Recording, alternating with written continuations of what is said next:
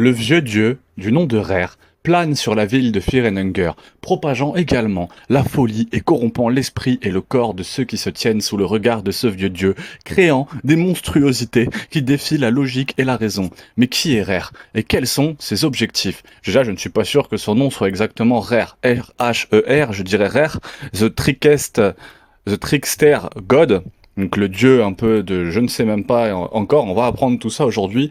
Suivez bien toutes les vidéos, n'hésitez pas à aller regarder tous les autres, ça fait plaisir. Il a créé des monstruosités qui défient la logique et la raison. Mais qui est Rare? Quels sont ses objectifs? Le vieux dieu est enveloppé de mystères et porte de nombreux noms. Le dieu filou, le dieu de la lune, le dieu qui regarde toujours ce qu'on dit. Rare regarde jalousement l'humanité, ne voulant pas que les mortels partagent sa divinité.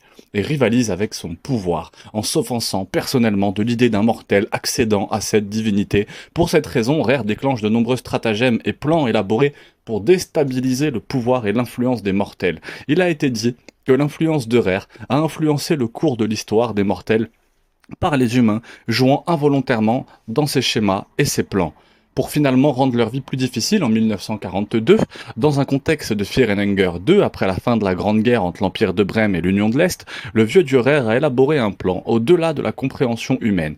Il a prévu d'orchestrer le festival de Termina, avec les candidats d'une petite ville qui seront informés pendant un rêve par son serviteur agissant comme sa voix dans le flux qu'il raconte aux mortels du festival.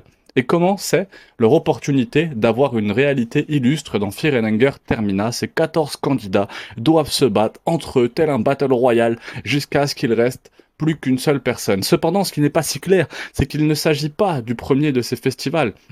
Et est-ce que cela a été fait plusieurs fois auparavant? On ne le sait pas encore. Ce qu'on sait, c'est que les effets du regard de Rare sur la ville sont pour le moins troublants, pour les ennemis exposés à la lumière. Rare inflige au fil du temps par la tauride de midi, également connue sous le nom de cancer de clair de lune. Nous, on les a vus sur une de mes chaînes au nom de brûlure de lune sur ma chaîne. N'hésitez pas à aller voir la vidéo sur les brûlures de lune. C'est une de mes vidéos préférées sur Firenenger Termina. C'est un sort douloureux et horrible pour tout mortel qui corrompt l'esprit et transforme le corps en une parodie de la forme humaine progressivement. On dit que c'est une punition de Rare pour les concurrents du festival qui ne se battent pas et n'attaquent pas leurs camarades. Mais qu'est-ce que cette brûlure de lune? La brûlure de lune provoque des symptômes tels que de graves brûlures, un séchage des tissus cutanés, une déformation, une irritation à mesure que la maladie progresse. Des changements majeurs se produisent au niveau du visage et du corps, et transforment leur forme physique en un corps monstrueux. Comme exactement cela déforme le corps, c'est uniquement dû à la psychologie de l'individu. Ceux qui souffrent des brûlures lunaires sont plongés dans une maladie mentale caractérisée par une psychose extrême et des tendances meurtrières, perturbant gravement leur capacité de raisonnement. Mais la capacité et la manière dont ils sont sans doute le plus inquiétants, et le plus inquiétant, c'est que la brûlure de lune reste toujours en vie à mesure que la maladie progresse. Ceux qui sont atteints de brûlures lunaires conservent encore des traces de leur personnalité et de leur vie passée. En rencontrant diverses victimes de brûlures lunaires, vous pouvez voir des aperçus et des traces de leur vie passée. Il me semble même que sur ma chaîne, il y a une compilation de toutes les brûlures de lune. Par exemple, les policiers qui patrouillaient dans les rues de Préville, dans le jeu, ont réprimandé les joueurs pour avoir enfreint le couvre-feu. Et ils ont attaqué, en croyant qu'ils faisaient toujours leur travail de policiers. Les joueurs peuvent parler aux boobies. Aux boobies, je sais pas exactement ce que c'est mignon. Et ils peuvent même hésiter lorsque vous mentionnez que vous êtes à l'intérieur et qu'il ne peut pas enfreindre un couvre-feu. C'est ce qui rend le regard de Rare si dérangeant. Plutôt que d'être transformé en une bête insensée, la lune tauride vous transforme en la pire version possible de vous-même, où vous conservez une faible lueur de votre passé, mais vous êtes irrémédiablement déformé et corrompu. Le processus de brûlure de lune prend des heures, voire plusieurs jours, avec les premiers symptômes de troubles psychologiques qui apparaissent avant de finalement vous transformer en une monstruosité. Alors que les concurrents se lancent dans un festival avec leurs progrès et avec les transformations de la Moon Squad, vous commencerez à voir des signes de détérioration psychologique avant qu'il ne se tourne complètement la question à se poser. Pourquoi Rare infligerait-il à la petite ville de cette manière? Car Rare est très mystérieux et on ne sait pas grand-chose de son idéologie en raison de ses véritables motivations, n'étant jamais pleinement admis. Nous ne pouvons que spéculer sur la raison réelle du festival de Termina, comme les surnoms de Rare suggèrent que la supercherie et le subterfuge sont au cœur. Certains adeptes de Rare croient qu'il représente la vérité par son rayon de lune, illuminant ceux qui sont touchés. On peut dire que la brûlure de lune illumine le vrai moi et met en lumière les pensées les plus intimes des mortels. Cela peut être vu dans la façon dont les concurrents qui sont brûlés par la lune sont vaincus et influencés par leurs peurs et leurs troubles psychologiques les plus intimes. Pour contempler les brûlures de Rare, le clair de lune consiste à vous exposer à l'obscurité et à la psychologie qui a toujours existé dans votre esprit. Et ouais, des exemples en sont la dépression de l'ancien soldat Lévi en le transformant en un télescope qui pleure, qui se transforme en un homme qui pleure, avec son corps littéralement fusionné à sa gencive, transformant son corps en un outil littéral pour combattre dans la guerre. Vous avez Olivia qui se sentait très gênée par son fauteuil, ce qui l'a forcé à se déplacer en fauteuil roulant et qui était mécontente de la façon dont les autres la voyaient. À cause de cet état, Olivia se transforme en danse mécanique, un humanoïde machine, où apparemment aucune matière organique ne reste lorsqu'un joueur parle avec. Olivia, brûlée par la lune, le joueur peut demander ce qui est arrivé sur Terre, et Olivia, nouvellement transformée et en détresse, dira de manière déchirante ce qui lui est arrivé. J'ai toujours été comme ça, j'ai été brûlée par la lune, c'est avoir les pensées les plus autodestructrices de vous-même prendre le dessus et les peurs les plus intimes se rendre compte de cette hostilité et de ce dédain envers la vie mortelle caractérise la lune Dieu, qui regarde l'humanité avec une vengeance et une jalousie malveillante. Ce qui est rare, c'est qu'il a un dédain pour la nouvelle façon de penser que les mortels peuvent devenir de nouveaux dieux et qu'il garde jalousement l'ancien ordre mondial. Car il emploie des divers serviteurs et serviteurs pour faire ce qu'il veut dans ce monde. L'exemple le plus connu d'un agent rare est le chat de poche, le Pocket Cat, un personnage mystérieux qui est présent dans Fear and Hunger 1 et 2.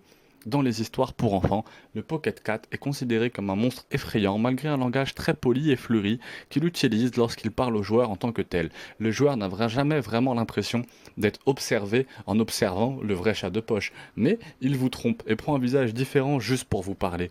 Vous n'avez que des aperçus et des spéculations sur la façon dont le Pocket Cat est monstrueux quand il ne vous parle pas. Si vous voulez plus d'informations, je vous conseille, j'ai une vidéo qui est faite sur qui est Pocket Cat, une vidéo sur les brûlures de lune, qui pourra vraiment vous plaire, et une vidéo aussi sur le mensonge de l'ascension. Donc toutes ces vidéos-là peuvent vous aider à comprendre. Je sais que c'est pas très digeste et que ça peut être un peu long, mais ça reste très agréable, je pense que vous ne le regretterez pas. Le chat de poche échange avec un joueur un objet très utile devant le joueur en échange d'un enfant. Ce sont des choses telles que collecter les têtes des concurrents au festival de Termina ou lui amener un enfant dans Fear and Hunger 1. Pourquoi serait-il rare? Je veux bien un enfant, la raison pour laquelle je veux des enfants est d'empêcher de nouveaux dieux personnels et potentiels de monter, comme cela a été dit dans les prophéties selon lesquelles un nouveau dieu montrera un enfant. Pareil, je vous renvoie vers ma vidéo qui est le dieu de Fear and Hunger. Rare a divers autres agents dans les jeux de Fear and Hunger qui s'infiltrent en étant l'un de ses serviteurs. Rare, qui vous fait signe au festival de Termina au début de Fear and Hunger aussi, il prétend servir Rare, mais a ensuite affirmé vers la fin qu'il n'était pas en faveur du dieu sulfure et utilisait simplement la lune brûlante de Rare pour parvenir à ses fins. Il est difficile de dire à quel point cela est vrai ou si l'on peut faire confiance à Perkele à première vue. C'est très discutable. Quant à ce que l'allégance de Berkeley doit Rare, il est difficile de déterminer, cependant, ce qu'on appelle la Grèce. Ces agents rares agissent de manière très mystérieuse, de manière difficile à comprendre pour le combat dans Fear and Hunger. J'ai également lu l'envoi aux joueurs où les illustrations de combat ressemblent fortement aux Zuphanim, j'ai aucune idée de ce qu'il veut dire, également connus sous le nom d'anges bibliquement précis, qui ont des nouveaux anneaux bord des dieux pendant ce combat de joueurs. La raison devient fou à mesure que le combat progresse. Il est probable que le joueur ait des hallucinations. Et que ce combat avec Rare n'est qu'un fragment de son pouvoir. Peut-être que Rare voulait se limiter juste pour vous donner un combat équitable. Comme si Rare était utilisé à pleine puissance, alors le joueur n'aurait aucune chance. Après qu'il soit volé lui-même et sa raison, et qu'il ait réussi à combattre cet aspect Rare, la lune des Rares s'envole de la ville du mal, et avec cela, le festival de Termina se termine, avec seulement le joueur restant. Félicitations. Tout cela indique qu'il ne s'agit probablement que d'un revers temporaire pour Rare et qu'il s'ennuie simplement de se battre avec vous, avec cette forme, et veut quitter le festival de Termina. Comme si Rare voulait vous tuer, il le pouvait absolument, mais il a choisi de ne pas le faire pour cette raison. Il est probable que Rare apparaîtra également dans les futures éditions de Fear and Hunger, notamment le 3, où le reste des pièces du Pulse pourrait être assemblées, et nous apprendrons à connaître les vrais moteurs derrière Rare et ce qu'il veut. Espérons-le, dans Fear and Hunger, nous en saurons plus sur Rare, et sur ce qu'il veut exactement. On a vraiment hâte du Fear and Hunger 3. Mais ce qui est sûr, c'est que si vous levez les yeux dans le ciel et que vous voyez le visage de Rare vous regarder, vous aurez des ennuis. Merci à tous d'avoir suivi cette vidéo. J'espère qu'elle vous a plu. Elle est inspirée d'un youtubeur qui s'appelle SpockHub, le vrai vilain de Fear and Hunger. Je pense que je vais mettre le vrai méchant peut-être. The Moon God Rare Explained, Fear and Hunger Lord, donc de SpockHub. La première fois que je m'inspire de lui pour faire ses vidéos. Je pense qu'il a une vidéo sur Fear and Hunger 3 qui promet d'être assez intéressante, où je pense qu'il parle un peu du futur, donc j'hésiterai pas à vous parler de Fear and Hunger 3. Si ça vous plaît, n'hésitez pas à le mettre en commentaire. Et bien sûr, je vais sortir d'autres vidéos un petit peu à gauche, à droite, effectivement. Je pense en sortir une deuxième sur Rare. J'ai vraiment matière à en sortir une deuxième assez facilement. Sortir bien sûr celle sur Perkele. Voilà, j'en ai pas mal d'autres de toute façon qui vont arriver. Je pourrais même en faire une deuxième sur le dieu sulfure, en faire une sur Grogoroth, faire des tier lists. J'ai beaucoup de choses que je peux faire. Donc n'hésitez pas à vous abonner, pouce bleu, et à mettre ce qui vous plairait en commentaire. Moi je comptais un peu personnellement, de toute façon je vous en reparlerai dans une autre vidéo, mais je comptais en tout cas continuer sur ce rythme d'au moins une vidéo par jour jusqu'au 18 juillet. Ça fera 3 mois que je fais plus d'une vidéo par jour sur Fear and Hunger. Et après, il sera temps de voir ce qu'on fait. Force à tous, enfin ce que je fais. Force à tous, bisous, à très vite.